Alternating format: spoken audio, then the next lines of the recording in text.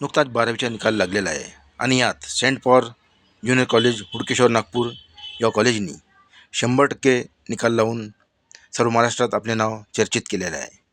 तर बघूया शाळेचे व ज्युनियर कॉलेजचे संचालक डॉक्टर राजाभाऊ ताकसांडे यांची एक मुलाखत.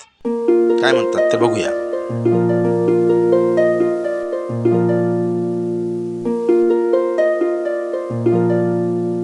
आज 12वी स्टेट बोर्डाचा रिझल्ट लागू सर्व विद्यार्थी मेरिटमध्ये आले, त्याबद्दल मला फार आनंद होत आहे.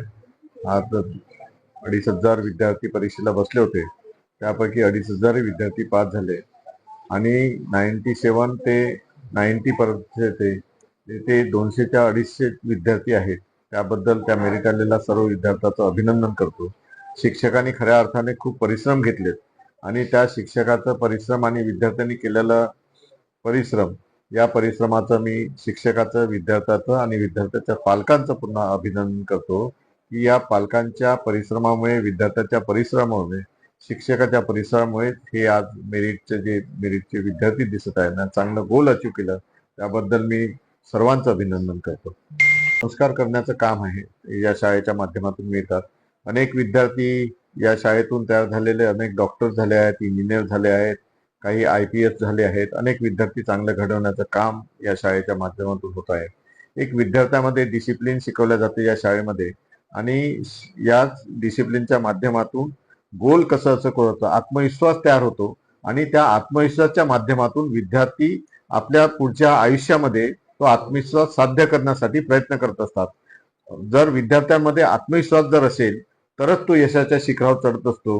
म्हणून आज सेंट पॉलमध्ये जो विद्यार्थी प्रवेश घेतो त्याचा आत्मविश्वास मोठा करण्याचं काम ही संस्था करत असते आणि त्या आत्मविश्वासातून विद्यार्थी मोठ्या पदावर आज जात आहेत. जरी हारला तरी पुन्हा आणखी शर्यतीत लागतो आणि पुन्हा जिंकण्यासाठी तयारी करत असतो. असा एक मोठा प्रयत्न या शाळेच्या विद्यार्थ्यांना होतो.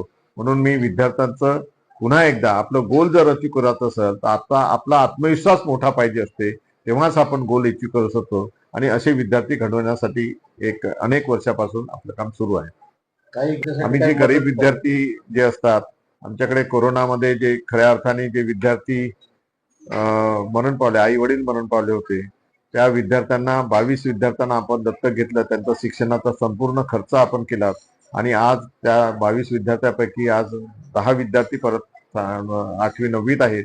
त्यांना सुद्धा आपण फ्रीमध्ये एज्युकेशन देत आहोत.